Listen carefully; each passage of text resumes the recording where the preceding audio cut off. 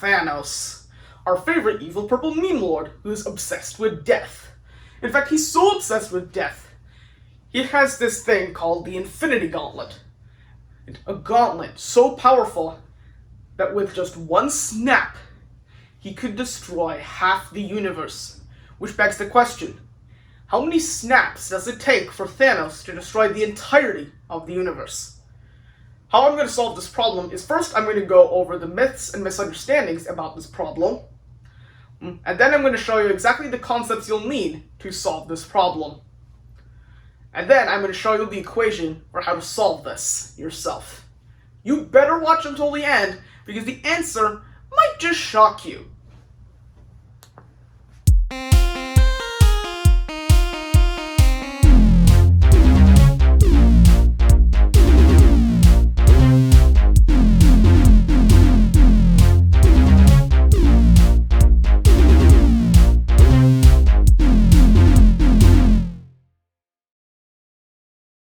First thing we're going to need to cover is the myths and misconceptions about this problem.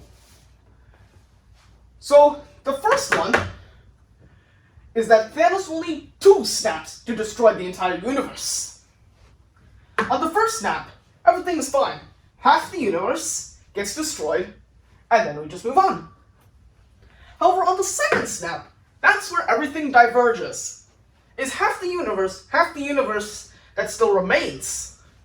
Or is half the universe complied with the original size of the universe, and so it's actually the other half that gets destroyed?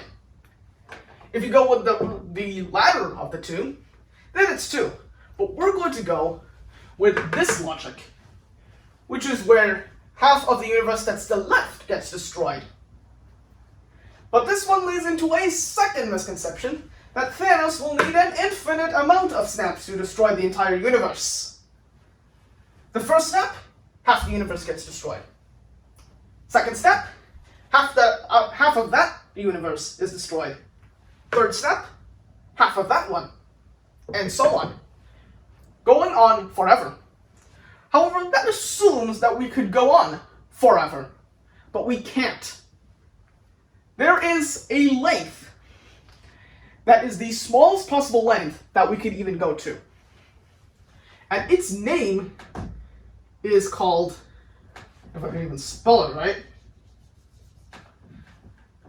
the Planck length.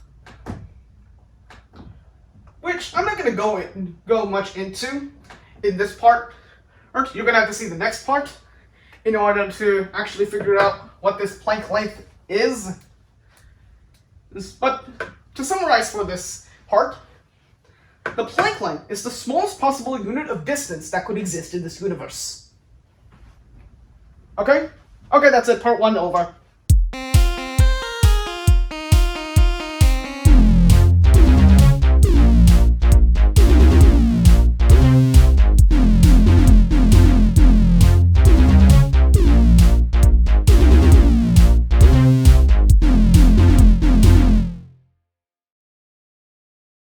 After wiping my entire board, it's time to get serious and learn the concepts.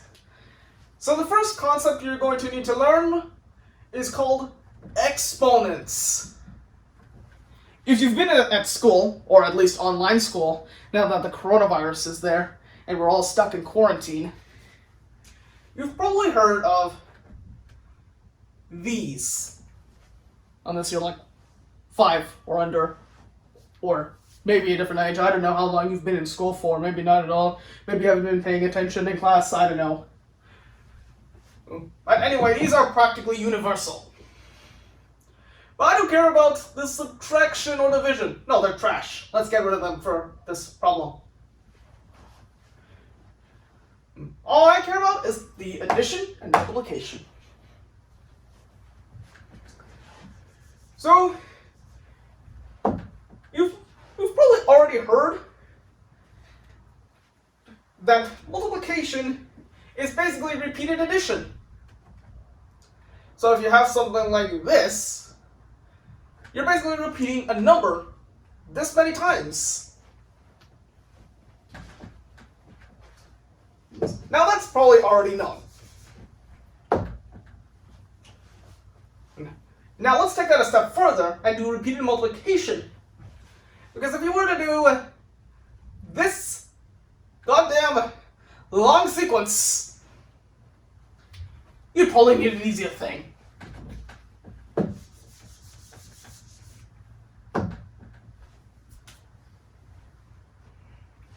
So the simpler notation is just to do this, right, maybe.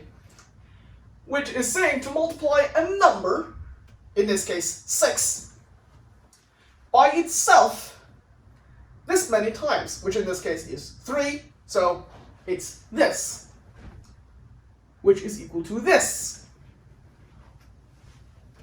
This 3 here, and 2 to the power of 2 and 3 are so common that they actually have special names, with this one being squared and this one being cubed. Have you got all of that? Good! So now what you need to do, or really what I should do right now,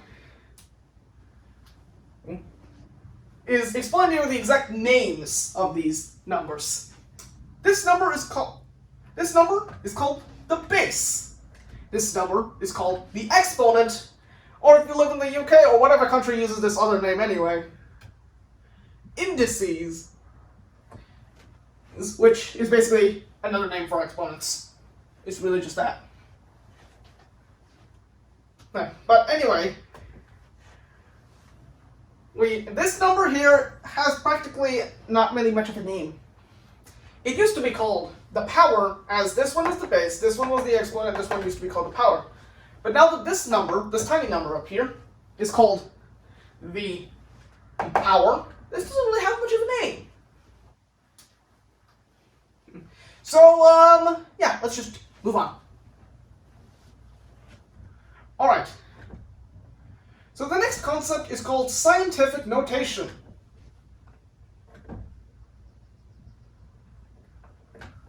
Which is used to represent big or small numbers.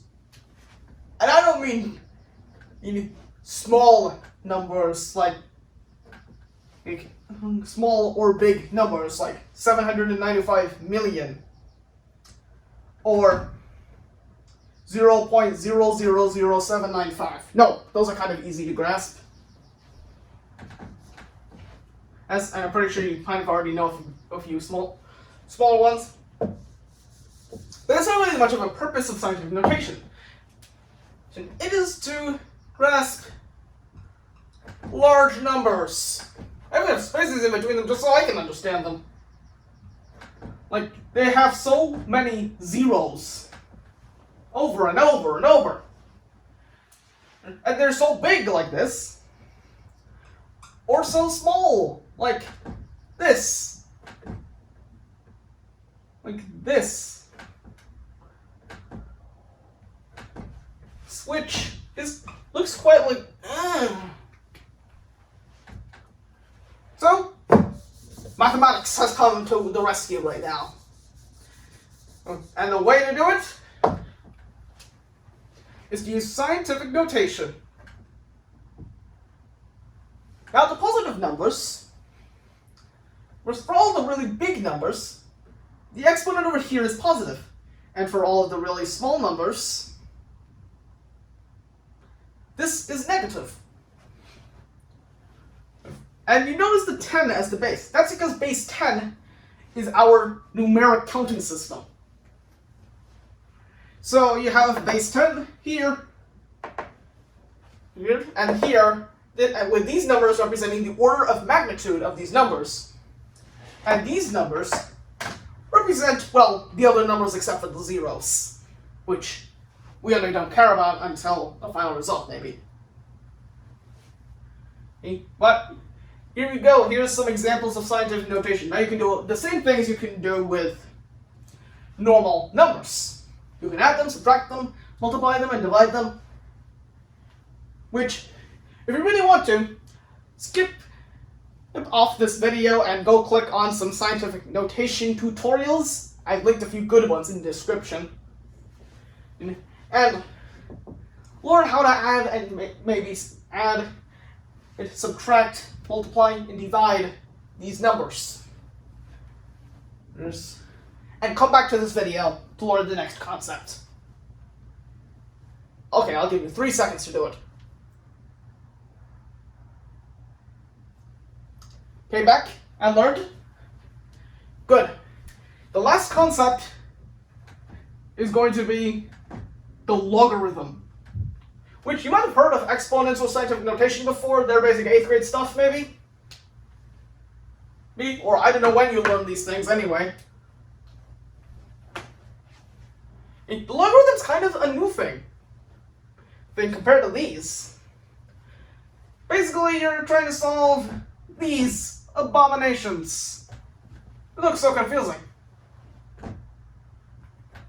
But basically, what this is supposed to mean is 2, which is the base here, to the power of what, which is this number, equals the number in these parentheses. That's what it's asking. Now, normally you wouldn't really solve this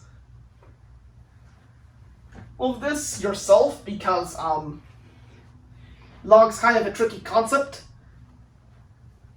So we're just going to resort to calculators to solve this kind of thing. But anyway, you should already know exactly every exponent stuff. To recap, an exponent is where we want to repeat its multiplication. So you've got something like this, and something like this. Scientific notation is when we want to use big numbers, or small numbers, in our equations. And the logarithm is basically when we want to do stuff like this to figure out something to the power of what. A certain number, the base, to the power of what is equal to the number in these parentheses. Alright, one last concept. Algebra. Which is basically the last concept for this, because algebra is going to be tied to everything else. Basically, when we're creating the equations, instead of using a blank for whatever this is going to be, we use a letter, most commonly X, to do linear equation. Algebraic equations. Linear equations use something like this format, where there's X and Y both as variables. Sorry about that. And that mishap. Algebraic equations here. But anyway, algebra is basically arithmetic except for this one difference, so yeah, I'll just help you out with it later. Alright, part 2's over.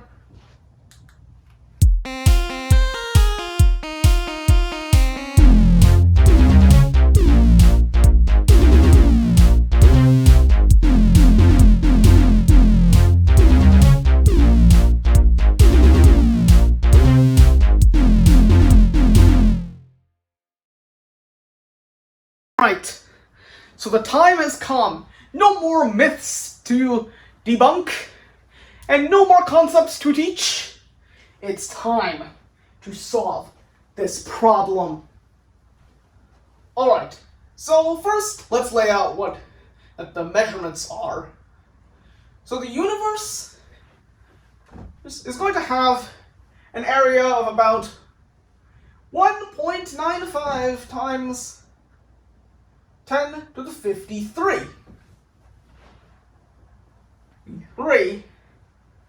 And the Planck length is about 1.616 times 10 to the negative 35. Either way, these are really big and really small numbers, which is exactly why I have them laid out in scientific notation. Which means that, and let's get the equation length. So first we need to divide the universe by this Planck length to get the amount of times bigger the universe is. which is going to be 1.95 times 10 to the 53 divided by 1.616 times 10 to the negative 35, which is going to be equal to about 1.21 times 10 to the 88. And then, after that, we need to take the log 2 of this result here to get our answer. Because the equation that we're actually supposed to unravel, well, the mystery about, is this times 2 to the power of n, which n is supposed to represent the number of snaps, will equal 1.95 times 10 to the 53. Now that we've divided the 1.616 times 10 to the negative 35, we know that 2 to the power of n is equal to 1.21 times 10 to the power of 88. Now, I know that these numbers are approximations, but either way, the values should not really change that much. So now we need to get n all by itself. And to do that, we need to take the log 2 of this result here. Now, taking the log 2 on both sides, which I'm just writing it down. Just wait a little bit.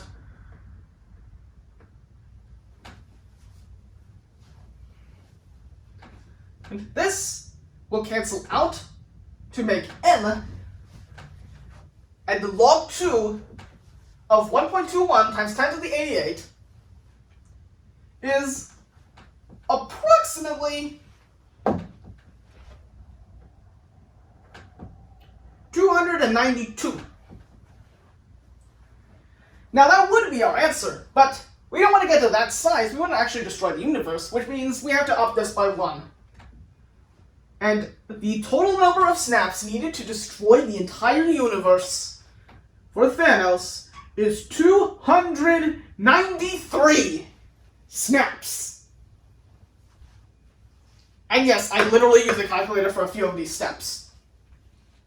Like, by calculating this value and this value.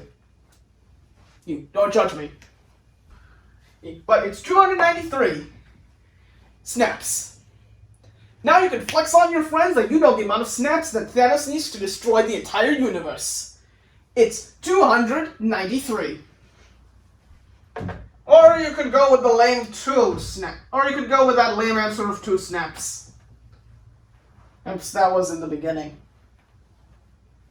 Though I don't want the lame one. So, 293 snaps. Pause the video and flex on your friends. Or enjoy some bonus math by me.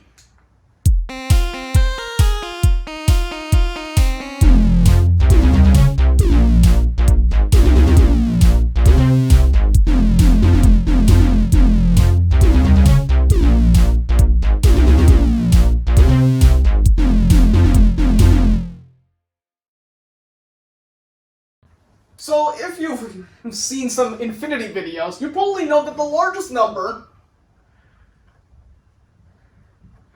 which I'm just writing it down, just hang on a little bit,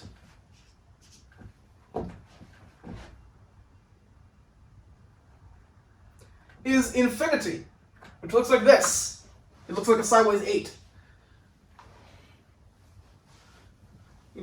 However, there are different sizes of infinity. But here's 2 that I really want to worry about. Countable infinity and uncountable infinity. Now, those are basically the two common infinities I'm going to use here. Now, countable infinity refers to the infinity of natural numbers. 1, 2, 3, 4, 5, 6, and so on. And while, yes, it could take forever to count these, at least you can count these. You can go from one to the next. or start from 0 and do it from there. But either way, it's still going to be countable. You can still count them all. It may be a finite amount of time, even if that is longer than you will live or the universe will exist for. Uncountable infinity represents the amount of real numbers there are. So instead of just whatever I'm writing down, which is the naturals, you've now got every single number in between.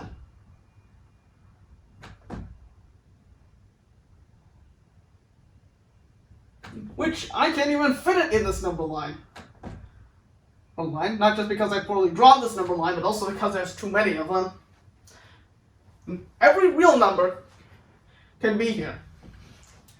Now, while uncountable infinity is uncountable, could we relate it to countable infinity to somehow get a value? And the answer is yes, we can. Now, this number line isn't going to be of much help here. No, what we're really interested is in how can we do this using equations. In this case, scientific notation, which you've already learned from this entire video. But in this case, we're going to use 10 to the power of negative infinity. The infinity and negative infinity could represent anything. But this will represent all the decimal numbers, parts of it, up to when x is the largest value, which is an infinite set of 9s, I'm going to assume, which will give us the 0.9 and so on.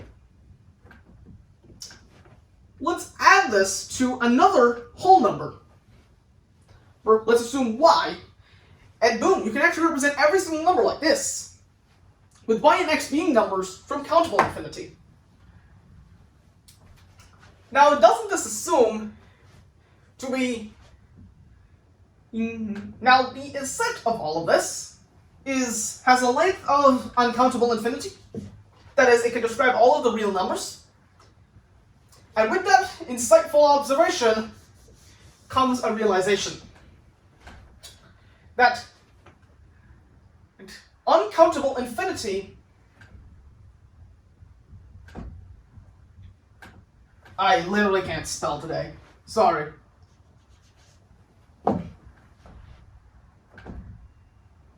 Is equal to countable infinity squared.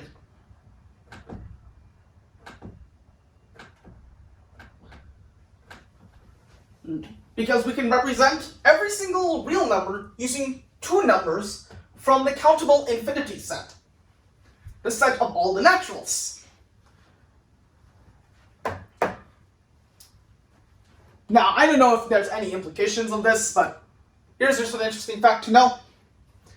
And some bonus math for you to enjoy. Oh, and also don't forget that actually doing it by equations might take forever. But hey, at least we can count it and have a value. Alright, the video is going to end now. So, bye.